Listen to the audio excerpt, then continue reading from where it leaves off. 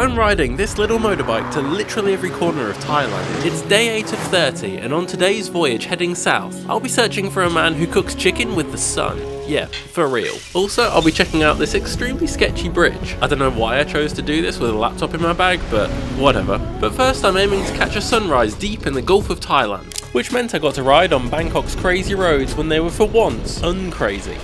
New top travel tip from Dan. If you're going to ride or drive around the streets of Bangkok, simply ignore the timings that you ever would want to actually go and do any activities in Bangkok. Ignore any of that and just drive in the middle of the night. It's so much nicer, so much quieter, and therefore so much better and clearly safer to drive when there's almost nobody on the roads here. Oh, as I say that, have I just gone the wrong way again?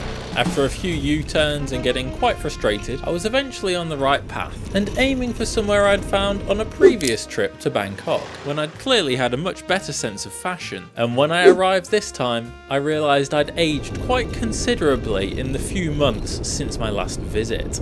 Oh, you know, I think I might want to buy a cushion to stuff inside my shorts to make my booty look bigger, but also so that I don't end up old and decrepit from all the riding. Oh man. So I missed the sunrise, but it's still beautiful.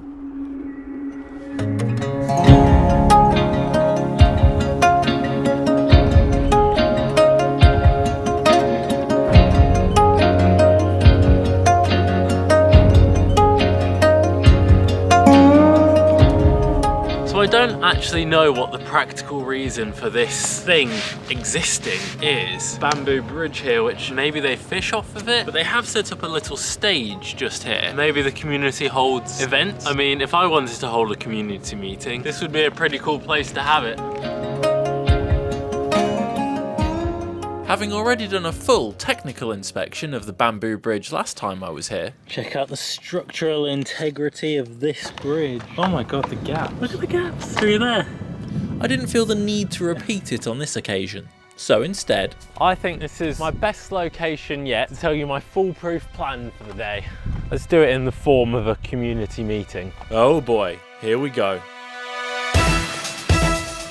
So, community, I have called you all here today to discuss the Farang, that means foreigner, who has made a foolproof plan. His thing one was to come here, to this place, to see the sunrise. On that, he has failed, but no matter, he shall continue on his quest. Thing two is to start heading south, and about 100 kilometers from here, there is a man somewhere in the middle of nowhere who cooks chicken using the power of the sun.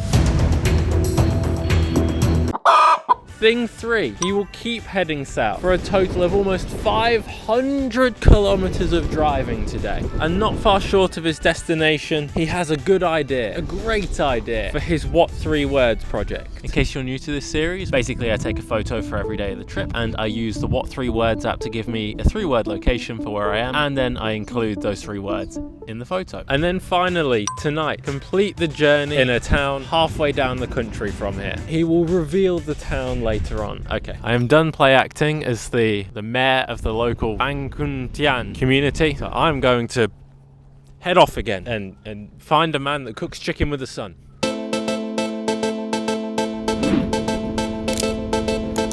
So a part of me is kind of skeptical of this chicken being cooked by the sun. Maybe it's magic, but if you've been to London, you've probably seen that building that many people think looks like a walkie-talkie. But a problem that they had when it opened was that because of the shape, the glass was reflecting all of the sun down onto the ground in such a way that did it burn a car, or it did something on the street.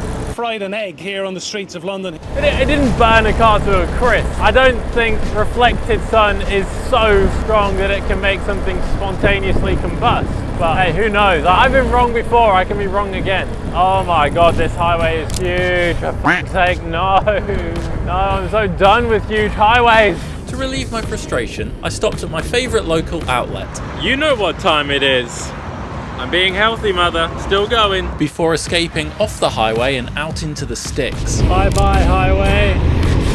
Hello, country road. Which was a real treat for the senses. Just stopped at this, I think it's a fishing village of some sort. You can kind of smell that it's a fishing village. You know, if smell wasn't a thing, this would be a pretty peaceful, cool place to live. But smell is a thing, so I'm not convinced. After inhaling enough omega-3 to last a week, I turned my attention back to the land-based protein.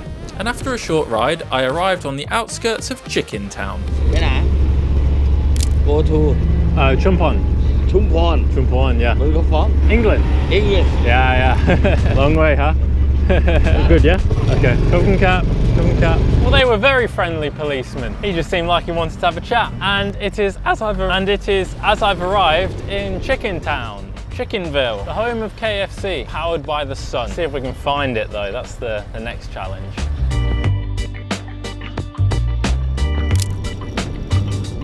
Turns out finding it is proving more difficult than I thought it would be. The middle of nowhere doesn't even begin to describe where I am right now. I found more cows though. Hello.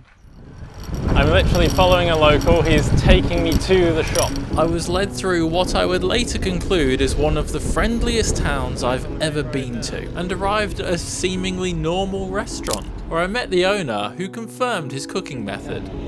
Solar. Yeah. Can I see the solar? And I really wasn't expecting what happened next. So the locals have dropped me at what I think is the chicken shop, but where he actually cooks it is further down the road. I think he's about to take me there now. This poor man's a very kind man. I need to pay him well. I better get on my bike and follow him. I certainly don't advocate following a stranger into the middle of nowhere in the middle of Thailand, but maybe I should, because it turns out this man's engineering skills would have made Isambard Kingdom Brunel jealous. Probably. Oh my. Oh, big chicken. Did you build this yourself? Yes. Wow.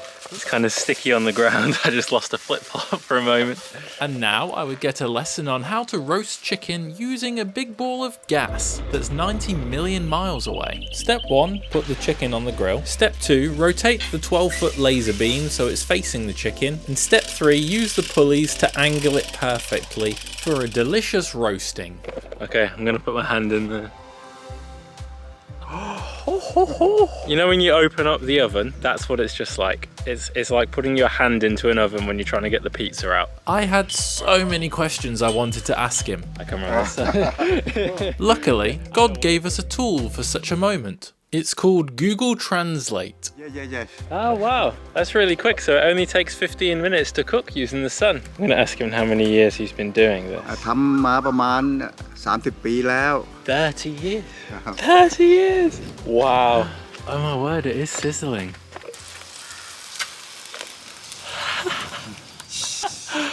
That's incredible. So there's 1, 2, 3. All of that heat doesn't come easily though. 9, 10. So 18 squared times 2. So he uses 648 mirrors to cook it. Am I saying that? So seat la. สิลา Seat la. Okay, cool. ตอนเหตุ Then Seatlat explained his simple but impressive solution to deal with cloudy days. During the rainy season, you get some days where it's really, really cloudy, and so he can't do this. On the days when it is clearer, they'll do loads, like 50 or 100 per day, store them at the office and reheat them, and he can still keep the quality.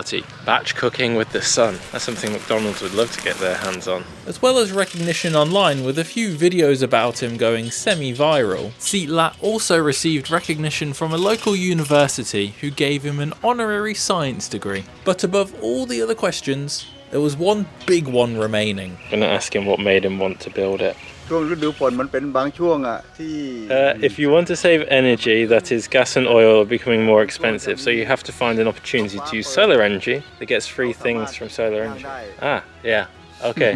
The fact his motives were financial takes nothing away from his craftsmanship or his kindness. I literally just want to take a moment to appreciate this man has just invited me into. Look, he opened up the gates for us. Is this his backyard? Is this his house? I don't even know. He's invited me here and he's just so welcoming and great. It just shows how friendly the Thai people are. This kind of hospitality, this kind of kindness, it's really common in Thailand. It's part of their culture. Everyone just seems so friendly. Tell you what, you can really smell it actually. And with my now expertly trained nose, I could tell the chicken was done and ready to eat. So we made our way back to his restaurant and I was served with A whole entire, I think he's given me a whole chicken. I don't think I've ever stood and actively watched a chicken get cooked from raw to cooked before. Oh, it's very hot. Hot. It does taste incredible. It's not undercooked at all though, which is good news. The last thing I need on a day where I still have 330 kilometers to ride is to get food poisoning. I'm getting so full right now, but it would be so rude if I left anything. Usually portions in Thailand are really small, so my stomach has adjusted to that. This was making me sweat.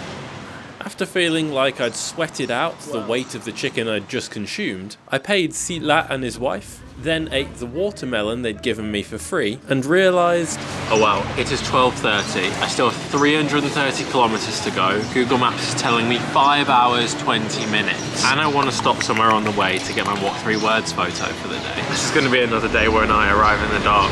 Yeah, I really wanted to avoid that. I think it's best I hit the road and I'm just going to go. I'm not going to stop unnecessarily. I'm just going to keep riding. Try and stop me, dudes. Try and stop me.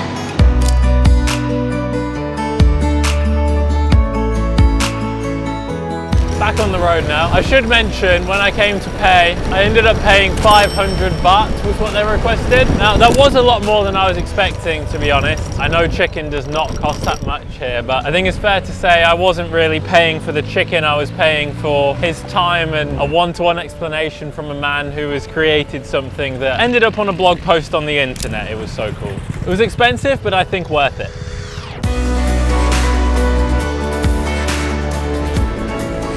fuel stop one of who knows how many today. And just like that, it's 2 hours later. And now, you know where I am.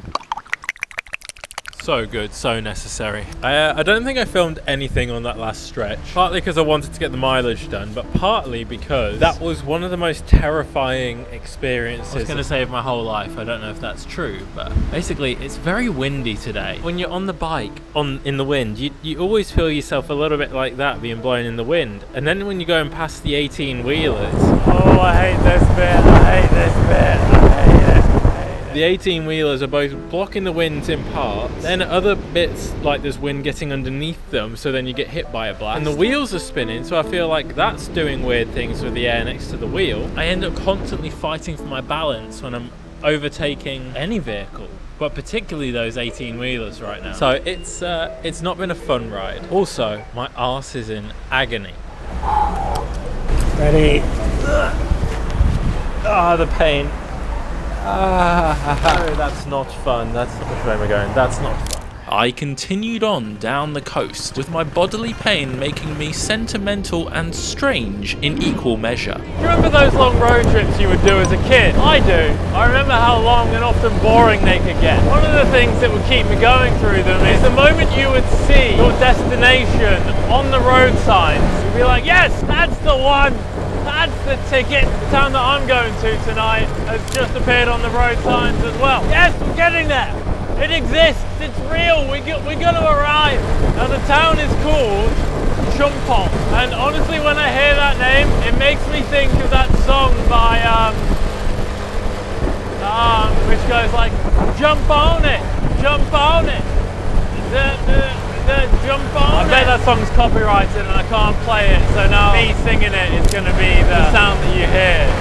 That's pretty depressing. Jump on it, jump on it, jump on. Hello. Despite the pain in my arse and shoulders, I was fast closing in on my What 3 Words location for the day, and I'd planned to be a little creative with it using my drone, but when I got there I realised I'd made a daft error. Well, dang, dude, we made it. I'm on a beach, and this beastie bridge out into the ocean is the reason I've come out here. I saw it on Google Maps. One thing I didn't notice, foolishly, is there's an airport very close. Well, I think it's more of an airstrip, and you're not meant to fly a drone within 9 kilometers of an airport. Either way, it's still so beautiful here that I can get the photo I want. So let's do that now, and then let's go and explore the bridge after.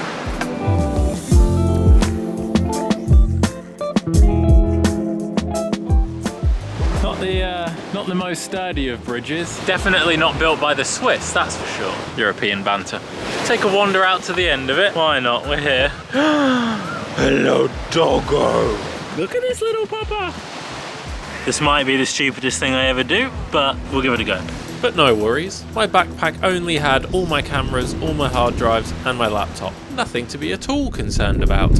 Oh god, I hate this, I hate this, I hate this. Well, I made it across. Wow, and there's even gaps out here. It's crazy that we started this morning in the center of Bangkok. Now look at where we are. Oh, I do love a good motorbike, although it has wrecked my arse today. Absolutely ruined it. After I'd finished oversharing, I sat down to rest my dilapidated body and watch the sunset. Not bad that. Pretty good for a Tuesday evening, Wednesday. I don't know anymore. Like this bit is rounded. Why is it rounded?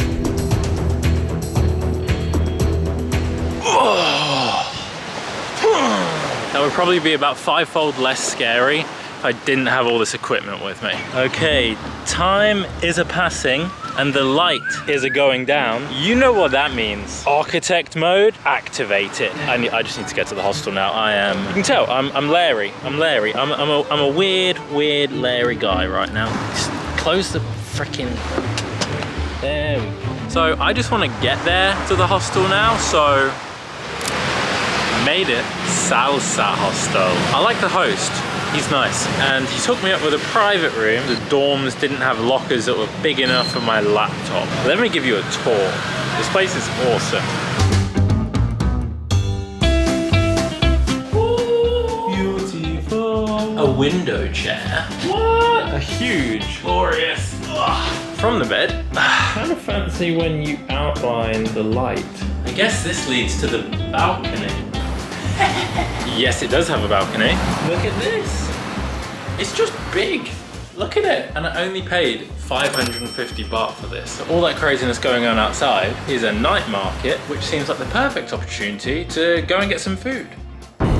Didn't know you had so many cats. Yeah, 9 cats. 9. Yeah. Wow. Yeah, when during COVID, you know, they don't have any things to do. Well, you know they're saying cats have 9 lives. You've just got 9 cats. Yeah. So that means you've got 81 lives. Coming out on the streets just now has given me a new burst of energy. Look at it. How can you not have energy in somewhere like this?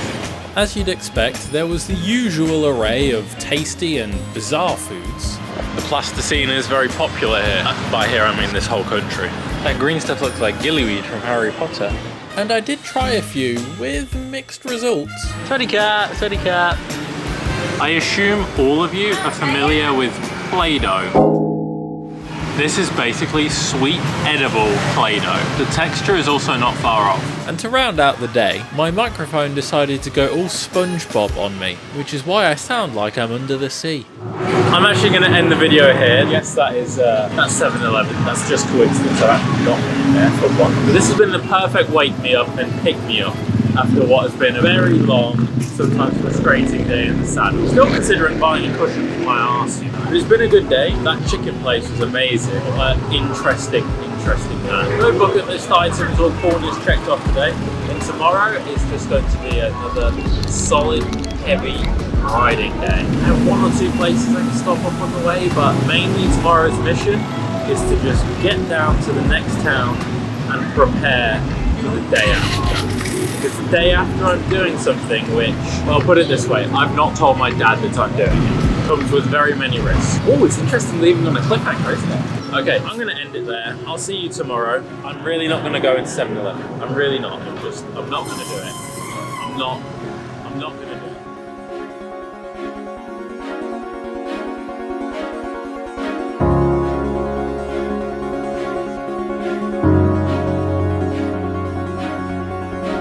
I guess that ending was somewhat predictable, if nothing else.